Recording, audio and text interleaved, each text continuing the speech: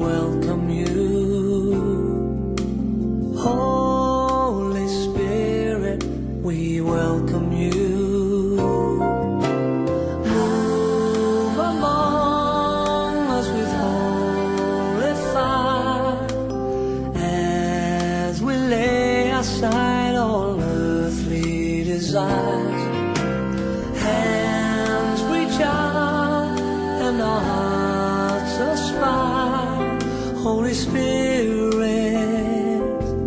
Holy Spirit, Holy Spirit.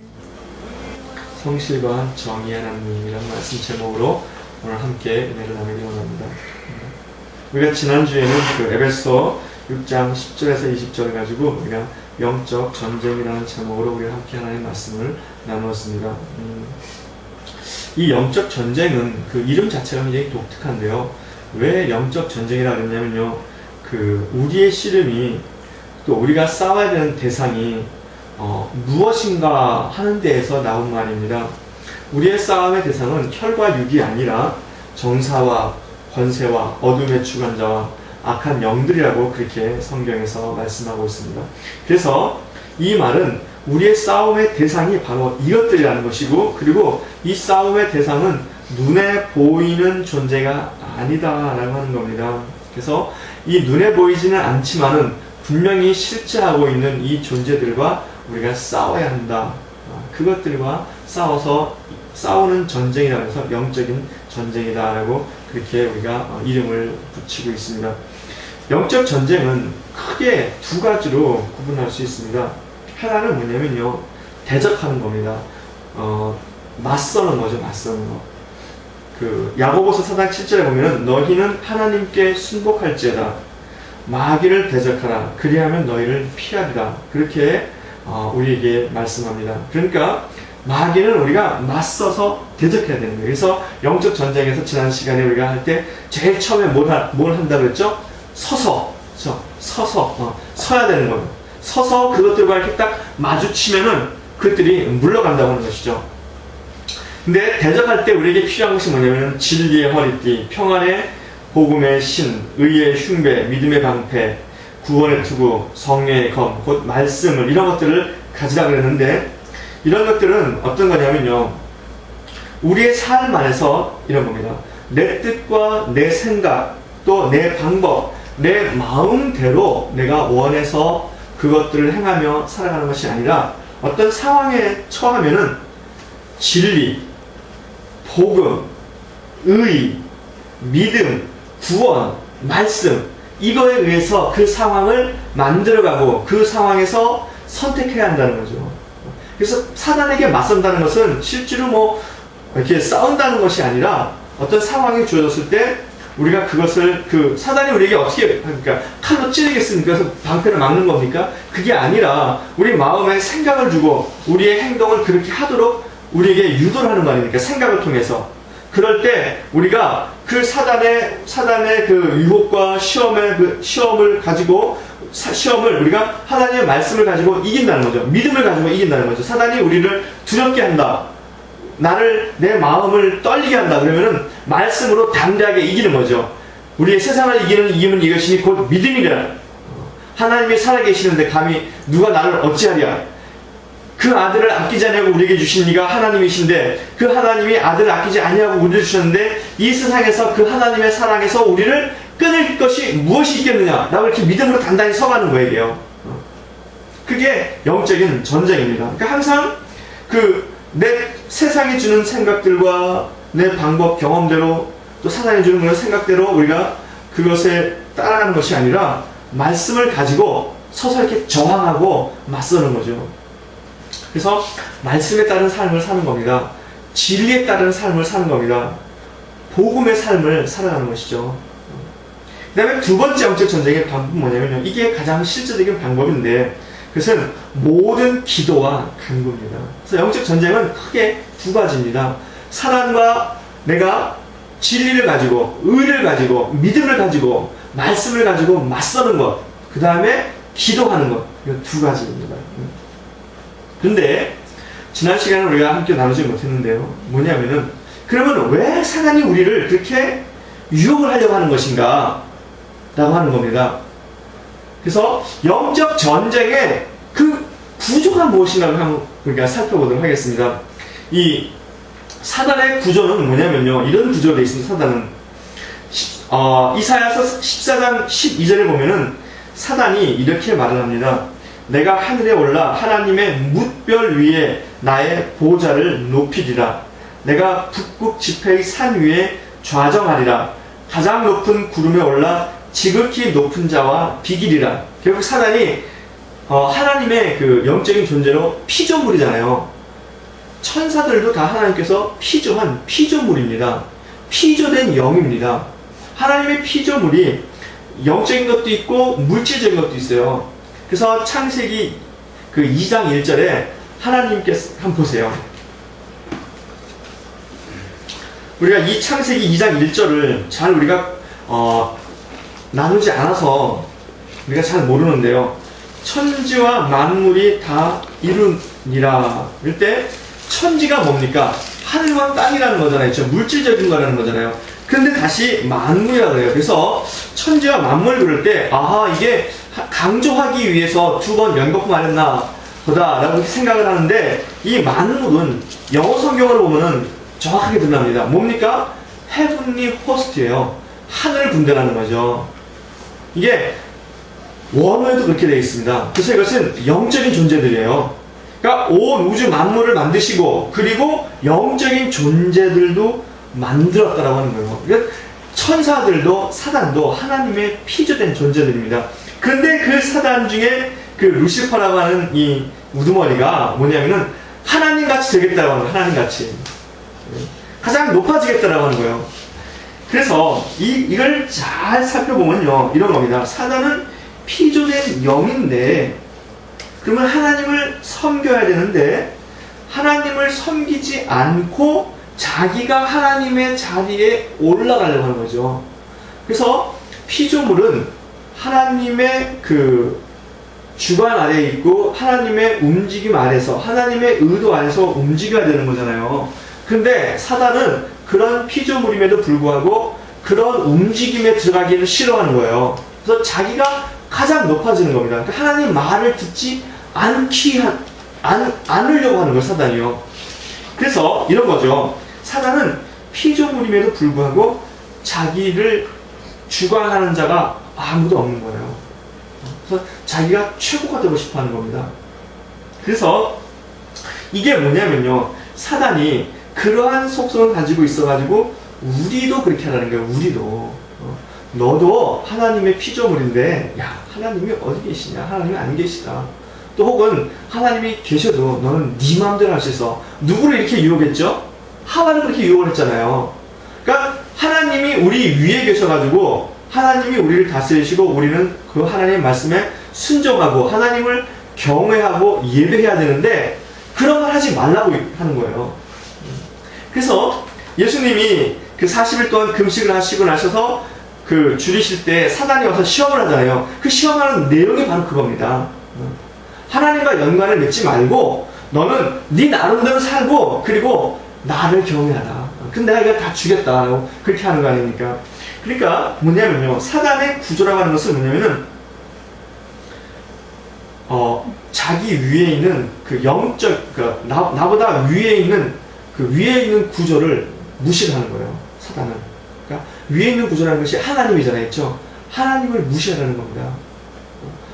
우리의 모든 것들은 하나님에게로부터 흘러 들어와서 그리고 만물이 주께로부터 말미암고 주께로 돌아가고 그렇게 로마서 11장 36절에 말씀하고 있지 않습니까? 그러니까 하나님께로 와서 다시 나를 통해서 다시 하나님께로 돌아가야 되는 거거든요. 근데 위를 없애버리는 거예요. 하나님께로부터 흘러 들어오지 못하게 하는 거예요. 어디서 흘러 들어옵니까? 이게 굉장히 중요한 거죠. 사단은 나를 부추겨서 내가 나의 삶에 가장 상층구가 되는 거예요. 하나님과 같이 들어가는 거예요. 하나님과 같이. 그래서 무슨 말이냐면요. 하나님께로부터 흘러 들어와야 되는데 하나님께로 흘러 들어오지 않고 너가 상층구가 되라라고 해서 내가 지금 누구의 말을 들은 겁니까? 사단의 말을 들은 거잖아요. 그렇죠? 그러니까 사단은 우리를 속이는 거예요. 사단의 말을 듣고 사단의 것들이 우리 가운데 흘러 들어오라고 그렇게 하는 거예요.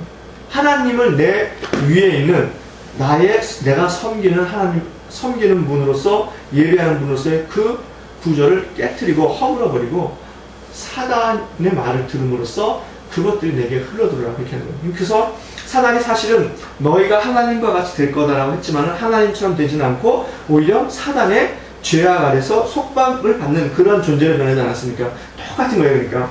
그러니까 영적인 전쟁은 뭐냐면요, 하나님이 나의 구조로, 나의 상부로, 하나님께로부터 흘러 들어오는 것으로 살지 말고 네가 스스로 살든가 아니면 사단으로부터 오는 것을 받아들여서 살라라고 그렇게 말씀하고 있는 겁니다. 그래서 아담과 하와의 이 에덴 동산에서 타락은 지금도 계속 벌어지고 있어요. 하나님을 부정하는 거예요. 하나님이 가령 이런 거잖아요. 우리 집안에 있으면은 가장 어른이 부모님이시잖아요. 그렇죠? 그래서 자녀들은 그 말을 듣고 살아가야 되는데 똑같은 거예요. 하나님이 나의 부모님이고 내가 그의 자녀로 살아가는데 옆집 사람이 와가지고 야, 너의 아빠가 그러냐? 너의 아빠 말 들을 필요 없어. 대들고 싸워. 그렇게 사는 거야. 라고 얘기하는 거예요. 그러면은 우리가 거기서 어떻게 되는 겁니까? 그 사단의 그런 유혹에 우리가 맞서서 그렇지 않아. 우리는 아버지의 말을 듣고 살아가야 되는 거야. 효도하며 살아가야 되는 거야. 아버지를 공경하며 살아가야 되는 거야. 하나님을 예배하며 살아가는 거야. 이렇게 우리가 그 사단의 말에, 사단의 유혹에 저항하고 대적하는 거예요. 그래서 우리가 하나님께서 우리에게 주시는 하나님이 만들어주신 구조잖아요. 이게 그렇죠?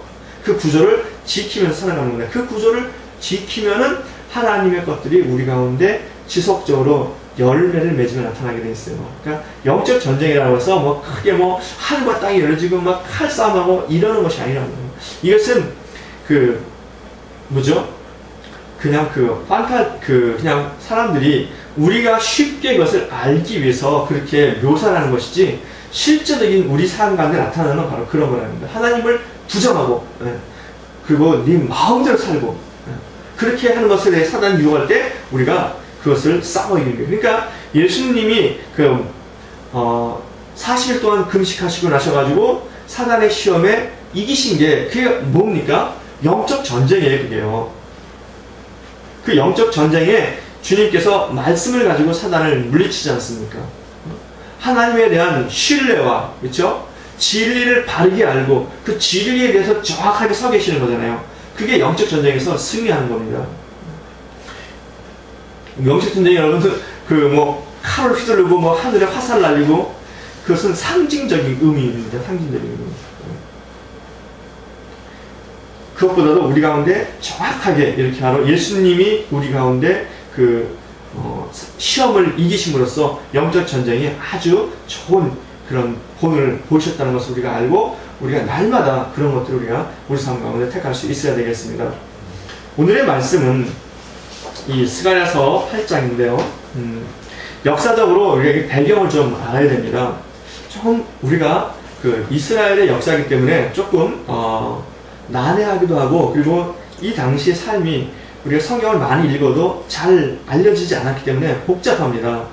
그래서 우리가 이 역사적인 배경을 알고서 들어가야 돼요. BC 587년에 남유다가 바벨론한테 망했습니다. 그렇죠? 그래서 바벨론으로 포로로 잡혀갑니다. 이때 포로로 잡혀간 이 사람들이 두 번째 포로로 잡혀간 사람들이에요. 첫 번째 포로로 잡혀간 사람들은 BC 597년입니다. 지금 이 587년보다 약 15년 전에 먼저 포로로 잡혀갑니다.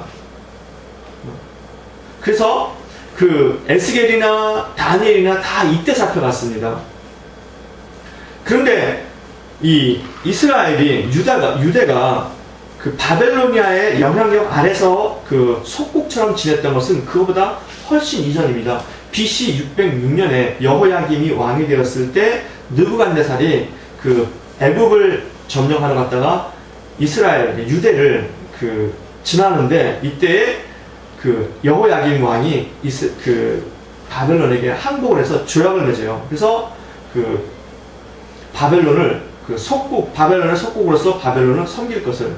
그래서 BC 538년에 그 고레스에 의해서 그 이스라엘이 유다가 돌아오잖아요. 5만 명이 돌아오는데 이 하나님께서 예레미야를 통해서 70년간 바벨론을 섬긴다 그러지 않습니까? 그래서 그 70년의 기점은 뭐냐면 바로 이 여호야김 BC 606년에 이스라엘의 여호야김이 바벨론을 섬길 그때부터 시작해가지고 70년이에요. 정확하게는 66년쯤 되죠, 그렇죠? 68년. 하지만 그래서 대충 70년 정도 되는 겁니다.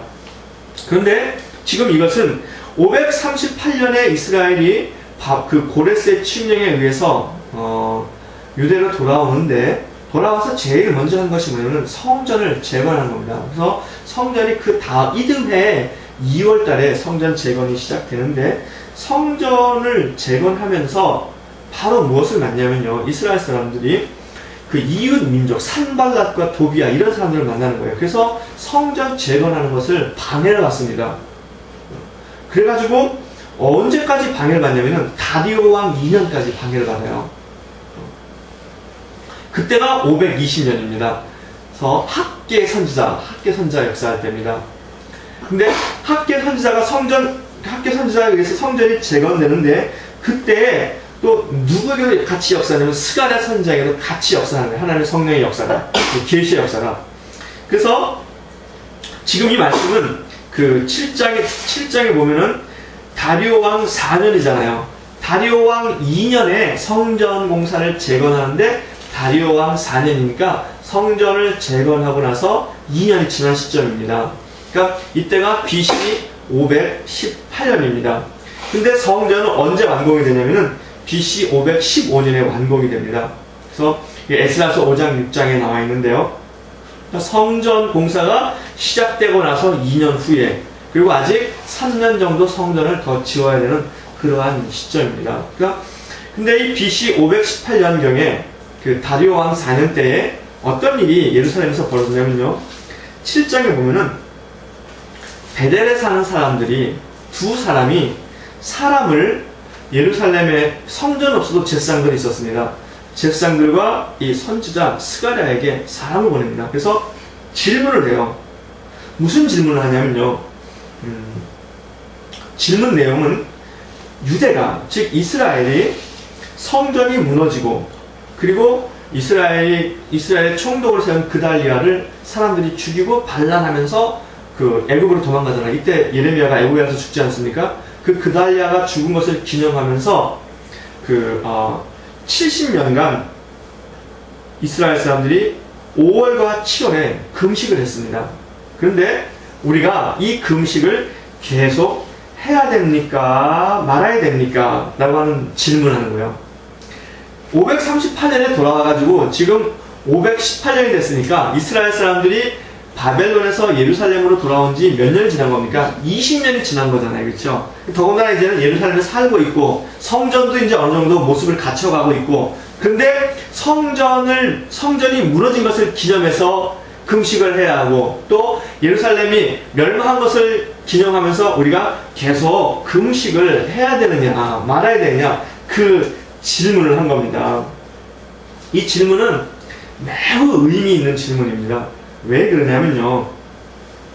이 질문은 어떠냐면은 이 사레셀과 레겐 멜렉이라는 사람이 그 질문한 건데요. 이 사람들의 질문은 금식을 가지고 질문하는 것이지만은 그 사람들의 당시의 상황을 가지고 자기들이 여지껏 쭉 전통으로 바벨론에서부터 70년을 지냈고요.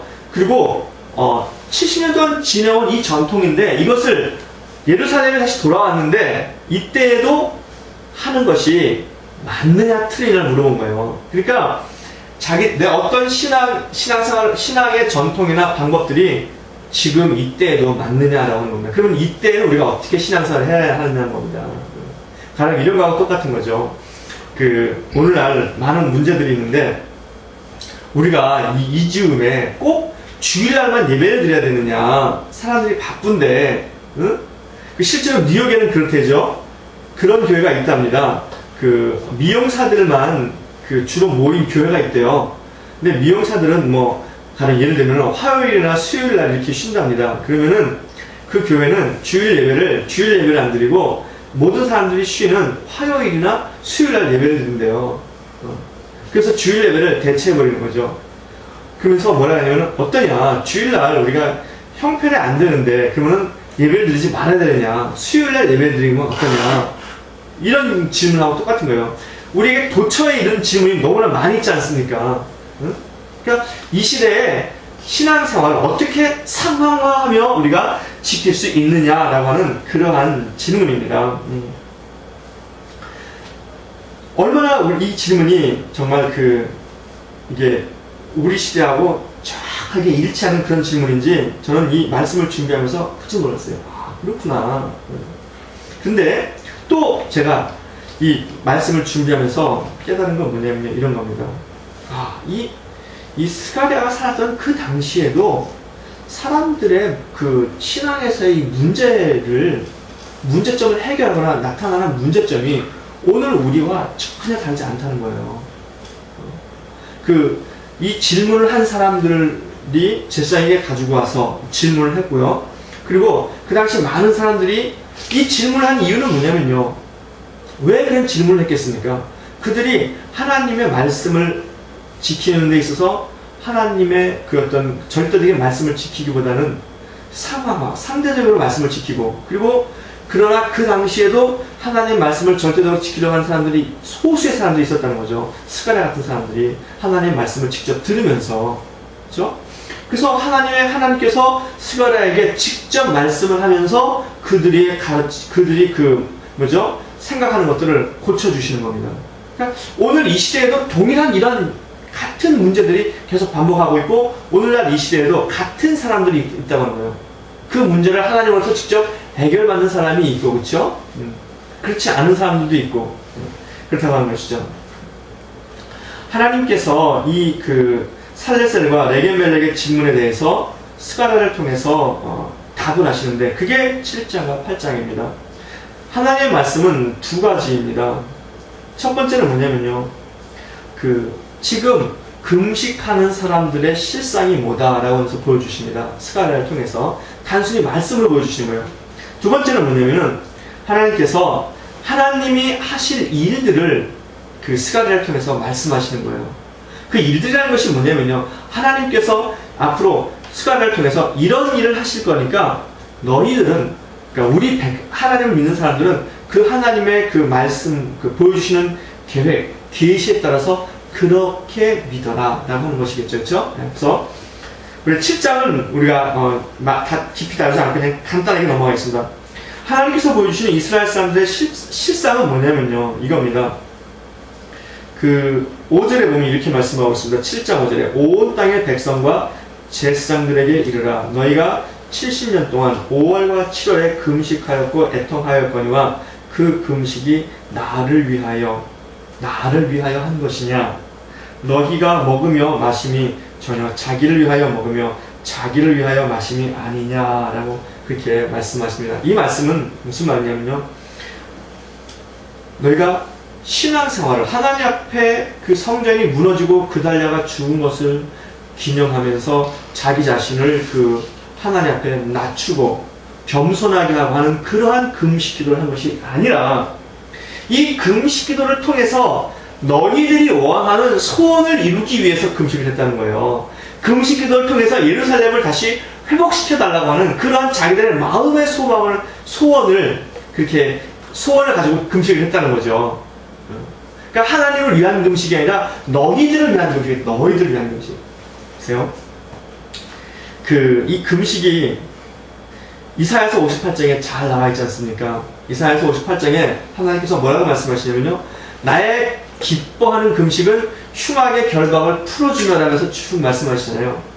제가 어느 기도원에 20대 때 자주 갔었는데 그 말씀이 있었어요. 그래서 내가 그렇구나. 내가 금식을 하면은 나를 묶고 있는 모든 흉악의 결박이 풀어지고 억압이 풀어지고 그러는구나 라고 생각을 했어요.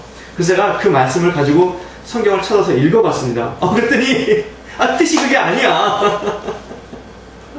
그게 아니라 뭐냐면요. 하나님이 기뻐하시는 금식은 이런 거예요. 흉악의 결박을 풀어주고, 놓인 사람을 풀어주고, 갇힌 사람을 놓아주고, 굶주린 사람에게 먹을 것을 주는 것이 밥을 굶는 것보다, 즉 그냥 하나님 앞에서 구르면서 그렇게 하는 것보다 실제적으로 그렇게 삶을 살아가는 게 더 기뻐하는 거라는 걸 제가 알았어요. 그래도 그 기도원에서 그렇게 주장을 하고 있기에 그냥 그런가 보다 라고 생각을 하면서 그냥 넘어갔는데, 바로 이 금식이 그렇다는 거예요. 이 금식이 하나님께서 요구하시는 그러한 말씀을 지키는 것이 아니라 그저 어떤 사람들 속에 있는 종교적인 그런 것들을 만족하기 위해서 그것을 가지고 금식기도를 했다고 하는 거예요. 그래서 하나님께서 그래서 뭐라고 말씀하시냐면요, 7절에 이렇게 말씀하세요. 7장 7절에 여호와가 이전 선지자로 외친 말을 너희가 청종할 것이 아니냐, 그렇게 말씀하세요. 즉 금식을 하는 것보다도 오히려 이전 선지자들이 하신 말씀을 너희가 듣고 회개하고 하나님 말씀대로 살았어야 되는 것이 아니냐, 그렇게 말해요. 금식이 먼저가 아니라 하나님의 말씀대로 듣지 않았던 것들을 회개하는 게 먼저고 그 말씀대로 사는 게 먼저라고 하는 거예요. 하나님께서 말씀하시는 것이.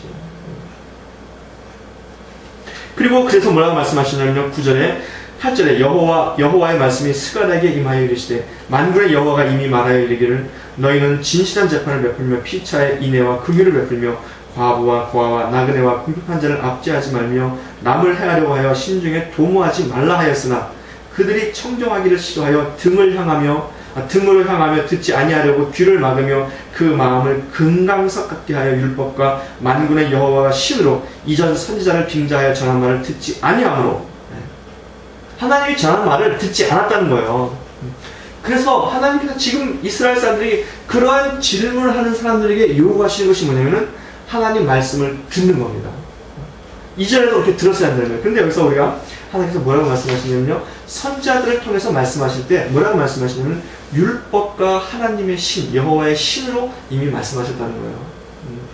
그러니까 그 말씀을 듣고 지켰어야 되는데 이스라엘 사람들이 지키지 않았다는 것이죠.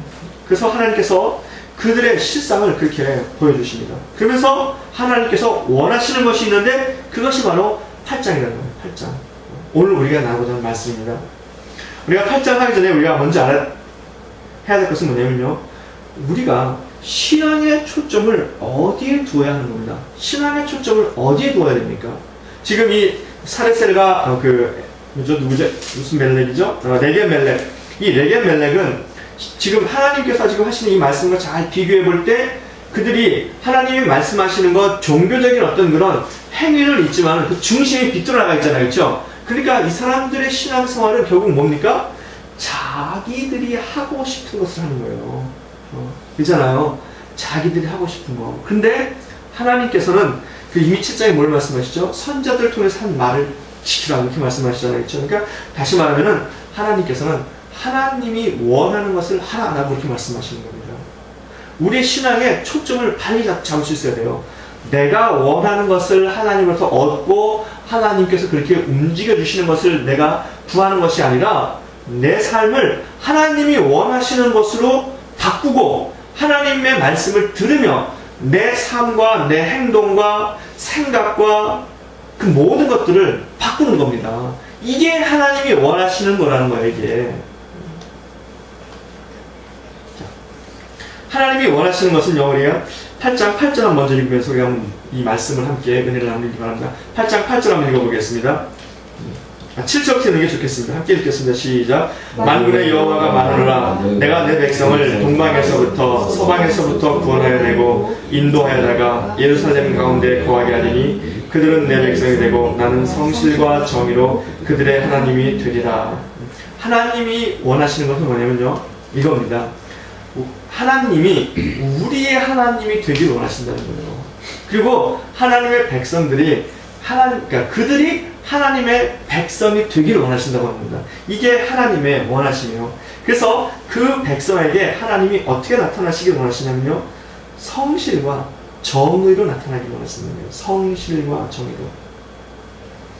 이 성실과 정의로라고 하는 것이 우리에게 매우 의미가 있습니다. 성실이라고 하는 것은 뭐냐면요, 이게 아무나라고 하는 건데요, 이게 뭐냐면은 이 명사형이 아멘이라는 거예요. 아멘. 그래서 구약 성경에 이것을 우리가 믿음으로 번역하기도 합니다. 그리고 신실함이라고 번역하기도 하고요. 다시 말하면은 하나님께서 우리에게 성실과 정의로 우리 하나님 되길 원하신다는 것은 하나님께서 우리 가운데 나타나실 때 어떻게 나타나시냐면 성실함과 정의, 의 안에서 나타나길 원하신다는 거예요. 그러니까 하나님이 우리에게 진실함으로 나타나길 원하신다는 거죠. 그러니까 다른 말로 하면은 하나님은 우리 안에서 아멘으로 나타나길 원하신다는 거예요. 아멘. 아멘. 아멘. 네, 그렇죠? 그러니까 이 말은 어떻게 하냐면요, 우리가 이렇게 우리 가운데 이렇게 하나님께 나타나신 거죠. 하나님이 신실하게 우리 가운데 신실하게 나타나신다는 거예요. 이게 에무나라는 뜻이 신실하게라는 뜻도 같이 있습니다. 그러니까 하나님 우리에게 신실하게 나타나신다는 거예요. 신실하게 약속을 변개치 않고 항상 신실하게 나타나시고, 그 다음에 하나님이 정의롭게 나타나시네요. 정의롭게. 그러니까 의 아닙니까? 의. 근데 의라고 하는 것이 하나님이 우리 가운데 의로 나타나기 원하신다는 것은 뭐냐면요, 의가 나타나면 그것을 받는 쪽에서는 기뻐하고 합당하게 여기고 좋아하는 거거든요. 그렇죠? 하나님이 의로 나타나시면 우리가 어떻게 합니까? 우리가 기뻐하고 좋아하고 우리가 그죠? 합당하다고 이렇게 생각하는 거잖아요. 그렇죠? 그런데 이 말은 또 다른 말로 말하면요, 하나님이 우리 가운데 의로 나타나시면 우리가 하나님 앞에 어떻게 나가야 됩니까? 역시 우리도 하나님에게 의로 나가야 되는 거예요. 그러니까 하나님이 기뻐하시고 하나님이 그 온전하시고 선하신, 인정하시는 그러한 방법을 우리가 나가야 된다는 거죠. 그러니까 하나님이 우리 가운데 성실과 우리 가운데 정의를 나타나실 때 우리도 역시 마찬가지로 하나님에게 성실과 정의로 나타나기를 원하신다는 거예요. 그래서 그것을 이루기 위해서 하나님께서 3절에 뭐라고 말씀하시냐면, 3절 한번 읽어볼까요? 8장 3절을 함께 읽겠습니다. 시작. 나 여호와가 말하노라. 내가 시온에 돌아왔은즉 예루살렘 가운데 거하리니 예루살렘은 진리의 성이라 일컫겠고 만군의 여호와의 성은 성산이라 일컫겠리라. 하나님께서 우리의 하나님이 되시기 위해서 예루살렘으로 돌아오셨다는 거예요. 돌아오셔가지고 사람들을 그곳으로 모으시고, 그렇죠? 그리고 하나님이 우리 가운데 성실과 정의로, 의로움으로 우리 가운데 하나님의 역사가 나타나면요, 그것이 어떻게 변하냐면요, 진리의 성입니다. 예루살렘이 진리의 성. 그 다음에 시온이라고 그럴 때는 특별히 성전 아니에요. 성전, 그렇죠? 성전, 예루살렘 산이잖아요. 하나님의 산. 그 성전은 뭐가 되냐면 성산, 거룩한 곳이 된다고 하는 거예요. 이게 우리에게 매우 의미가 있습니다. 그러니까 하나님이 떠나셨다가 다시 돌아오셨잖아요. 그렇죠? 하나님이 돌아오신 것이 다시 말하면은 그냥 돌아오셨다고 하는 건데, 돌아오시면은 이게 거하시는 거잖아요. 그래서 이 돌아오신 것이 영어로 현재 완료로 표현되어 있습니다. 그러니까 하나님의 임재하시는 거잖아요. 계속 임재. 그렇죠? 하나님의 임재가 계속 있으면은 거기에는 뭐가 나타나냐면요, 진리와 거룩이 나타난다는 거예요. 그리고 하나님의 임재가 있으면은 그곳은 진리와 거룩한 곳이 된다는 것인데, 가령 예를 들면은 하나님의 임재가 내 안에 항상 있으면요, 내가 어떻게 나타나냐면은 진리와 거룩이 나타난다는 거예요. 만약에 진리와 거룩이 끊어지면은 뭐가 끊어졌다는 겁니까? 하나님의 임재가 끊어졌다는 거죠. 그렇죠? 그러니까 이스라엘 사람들에게 하나님께서 뭐를 요구하시는 거냐면요, 바로 진리와 거룩을 요구하시는 거예요. 진리와 거룩. 진리라는 것이 뭡니까? 진리는 하나님의 말씀이잖아요. 율법. 그렇죠? 즉 다시 말하면은 하나님의 말씀이 늘 지켜져야 한다는 겁니다. 이게. 하나님의 역사가 있으면은, 이스라엘 사람들이 왜 가나안 땅에서 하나님이 약속하신 젖과 꿀이 흐르는 땅에서 망했습니까? 하나님의 말씀이 행해지지 않았기 때문에 그러잖아요. 그 7절은 그것을 요약을 하는 겁니다. 하나님의 말씀. 하나님의 말씀을 안 지키니까 하나님께서 선지자들을 보내시는 거예요. 그렇죠? 율법도 이미 있고, 그 다음에 선지자를 보냈는데, 선지자를 보낼 때 어떻게 보내시냐면 하나님의 신, 성령으로 더불어서 보내셨다는 거죠. 즉 이미 하나님이 모세를 통해서 율법으로 주신 그 말씀이 있음에도 지키지 않으니까 이번에는 선지자를 통해서 하나님이 직접 오신 거예요. 직접. 그래도 어떻게 합니까? 사람들이 안 지킨 거잖아요. 근데 하나님의 임재가 있으면 우리는 반드시 하나님의 말씀을 지켜야 됩니다. 하나님의 말씀이 살아있어야 돼요. 이렇게. 그렇죠? 그리고 거룩이라는 것은 뭡니까? 거룩은 하나님을 만나기 위한 조건이잖아요. 내가 거룩하니 너희도 거룩하라 그러지 않습니까? 그러니까 다른 말로 말하면 거룩이라는 것은 하나님과의 바른 관계를 유지하는 겁니다. 바른 관계 때 나타나는 현상이 거룩이잖아요. 그러니까 하나님의 말씀이 살아있고 하나님과의 교제가 늘 유지되는 곳이 되어야 하는 거죠. 그러니까 하나님께서 우리 가운데 정의와 그리고 하나님께서 성실로 나타나실 때 우리는 어떻게 반응을 해야 되냐면요. 말씀으로 그리고 거룩으로 우리가 반응을 해야 되는 거예요. 말씀과 거룩으로 우리가 반응할 때 그 하나님의 임재가 지속적으로 우리 가운데 역사하신다는 거죠. 그 다음에 하나님께서 또 뭘 말씀하시냐면 8장 19절 한번 읽어보겠습니다. 8장 19절은 이렇게 말씀하고 있습니다. 함께 한번 읽어볼까요? 시작. 만군의 여호와가 말하노라. 4월의 금식과 5월의 금식과 7월의 금식과 10월의 금식이 변하여 유다 족속에게 기쁨과 즐거움과 희락의 절기가 되리니 오직 너희는 진실과 화평을 사랑할지니라.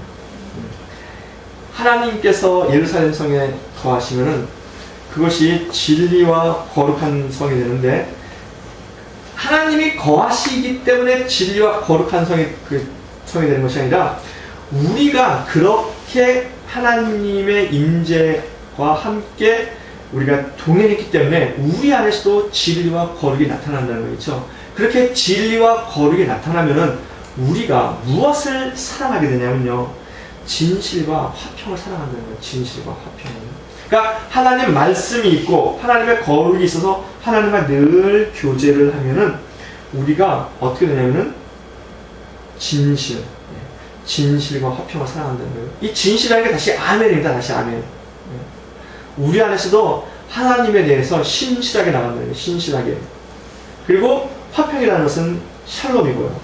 즉 진실과 화평을 사랑한다는 것이 뭐냐면요, 하나님의 말씀을 우리가 계속 지키고, 그리고 하나님께서 우리가 하나님 말씀을 지켰더니 하나님의 은혜가 우리 삶 가운데에서 나타나는 건데, 그것이 뭐로 나타나면 평강으로 나타나는 거잖아요. 이스라엘 가운데는 이게 전쟁이 없는 걸로 나타나는 겁니다. 그렇죠? 개개인의 삶에 은혜가 나타나는 것이고. 자, 이렇게 나타나게 되면요, 뭐가 되냐면 하나님의 나타나시는 말미암아 금식이 변해서 기쁨이 된다는 거예요. 기쁨의 절기가. 이 금식이 기쁨과 즐거움과 희락의 절기가 된다고 하는 것이죠. 그래서 이스라엘은 지금 금식할 것이 문제가 아니라 하나님을 기뻐하며 사랑하는 진정한 믿음으로 바뀌어서 그것이 희락과 즐거움의 기쁨의 절기로 변해야 된다고 하는 거예요. 하나님께서. 이게 하나님의 강력한 마음이죠. 그렇죠? 이것을 우리가 행할 수 있어야 한다는 거예요. 그렇게 되면은 20절부터 이제 23절에는 어떤 결과가 나타나냐면요, 21절에 이렇게 말하고 있습니다. 이 성읍 거민이 저 성읍에 가서 이르기를 우리가 속히 만군의 여호와를 찾고 여호와께 은혜를 구하자 할 것이면 나도 가겠노라 하겠으며. 배움이죠. 내가 이 예루살렘 성에 사는 사람이 다른 동네에 가서 우리가 하나님의 은혜를 구하자, 가자 그러면 그 사람이 어떻게 한다는 겁니까? 알았어, 나도 갈게 이런다는 거예요. 굉장히 의미가 있죠. 그렇죠? 그 다음에 22절에 또 뭐라고 말씀하고 있냐면요, 많은 백성과 강대한 나라들이 예루살렘으로 와서 만군의 여호와를 찾고 여호와께 은혜를 구하리라. 하나님을 모르는 사람들이 소문만 듣고 찾아와서 하나님을 찾게 된다고 하는 거예요. 은혜를 찾게 된다고 하는 겁니다. 그 다음에 마지막으로 23절에는 만군의 여호와가 말하노라. 그날에는 방언이 다른 열국 백성 10명이 유다 사람 하나의 옷자락을 잡을 것이라. 곧 잡고 말하기를 하나님이 너희와 함께 하심을 들었나니 우리가 너희와 함께 하려 하노라 하리라 하시니라. 이방 사람들이 이스라엘 사람들이 지나가면은 딱 잡고 하나님에 대한 소문을 내가 들었다, 우리도 같이 가자, 그렇게 한다는 거예요. 그러니까 다시 말하면은 이게 저절로 전도가 된다는 거예요. 저절로. 결국 이거예요. 하나님께서 이스라엘 백성들을 거룩한 백성이요 제사장 나라로 삼는다고 그렇게 부르셨잖아요. 그렇게 택했잖아요. 그렇죠? 그것이 바로 이때 이루어진다는 겁니다. 이때 이루어지는 것은 뭐냐면 하나님의 임재가 있고 이스라엘 사람들이 그 임재 안에서 뭐죠? 그 진실과 하나님의 화평을 사랑하면은 그것이 저절해진다는 거예요. 그러니까 다른 말로 말하면은 예수님께서 땅끝까지 이르러 복음의 증인이 되라 그러지 않았습니까? 우리에게 마태복음에. 근데 증인은 나가서 전하기도 하지만은 물론 초대교회는 나가서 이렇게 전했죠, 그렇죠? 그렇지만 오늘 이 말씀은 하나님께서 뭐라고 말씀하시냐면은 사람들이 그냥 찾아온다는 거겠죠. 그러니까 전도는 그러니까 뭡니까? 이 어떤 행동의 목표가 아니라 어떤 삶의 결과라고 하는 거예요. 즉 내가 바른 신앙의 삶을 살았더니 그 결과로 전도가 되어진다는 겁니다. 이것이 하나님께서 우리 가운데 예정해 놓으신 겁니다. 그러니까 우리가 어떤 삶을 살아야 되겠습니까? 이 시대에 우리는 어떻게 하나님과 동행해야 되겠습니까? 시대가 흘러도 하나님의 말씀은 변하지 않는 진리입니다. 그래서 하나님께서 우리 가운데 예수 그리스도의 보혈의 피로 말미암아 이미 성실하심과 그리고 정의로 우리 가운데 임재하시지 않습니까? 그렇죠? 그리고 우리가 믿습니까? 그걸 믿으시기 바랍니다. 우리가 그것을 믿어야 됩니다. 그래서 이럴 때 우리에게 필요한 것은 종교 행위나 금식이 아니라 하나님의 말씀에 순종하는 겁니다. 이미 하나님께서 율법과 선자를 통해서 하신 말씀이라고 하는 것처럼 우리에게 이미 성경이 주어졌잖아요. 그러니까 하나님의 말씀, 기록되는 말씀, 그리고 선포되어지는 말씀, 그리고 우리가 기도함으로써 하나님의 음성을 들을 때, 그럴 때 듣는 그 말씀들을 우리가 지키며 살아갈 수 있어야 한다는 거죠. 그 다음에 예루살렘이 거룩과 진리의 도시가 되는 것처럼 내가 하나님이 내 안에 거하심을 알면 내가 뭐가 되야 되니까 진리와 거룩한 내가 되어야 한다는 것이죠. 근데 이것을 꼭 할 수 있어야 되겠습니다. 그리고 그렇게 하나님이 우리 가운데 임재하시고 내가 진리와 거룩으로 무장할 때 진실함과 그렇죠? 화평함을 사랑할 수 있어야 되겠습니다. 결국 이 말은 뭐냐면요, 하나님의 나타나심을 사모한다는 거예요. 우리가 그것을 바라기 때문에 항상 내 삶을 우리가 조절할 수 있는 겁니다. 그렇죠? 우리가 스가랴서에 나와 있는 이 말씀이 구약에 있는 말씀이다라고 이렇게 우리가 생각하지 마시고요. 이 말씀을 쭉 읽어보니까 신약에 예수님께서 이 말씀하셨고요, 바울이 이 말씀하셨고요, 그리고 성경이 계속해서 성령이 우리 가운데 하시는 말씀이 바로 결국 이 말씀이라고 합니다. 그리고 우리의 생각과 우리의 행동을 하나님 말씀대로 바꾸기를 원하신다고 하는 겁니다. 예수님이 그것을 위해서 우리 위해서 십자가에 죽으셨고요. 바울이 우리가 그렇게 되기 위해서 자신을 헌신한 것이고요. 그리고 이 시대에 성령도 우리 가운데 우리가 이렇게 변하기를 원하셔서 역사하시라고 그렇게 믿습니다. 여러분, 우리가 온전히 하나님의 사람으로 변화될 수 있기를 주의 이름으로 축원합니다. 기도하겠습니다. 이곳을 덮으소서, 이곳을 비추소서. 내 안에 무너졌던 모든 소망 다 회복하리니 이곳을 지나소서, 이곳을 만지소서. 내 안에 주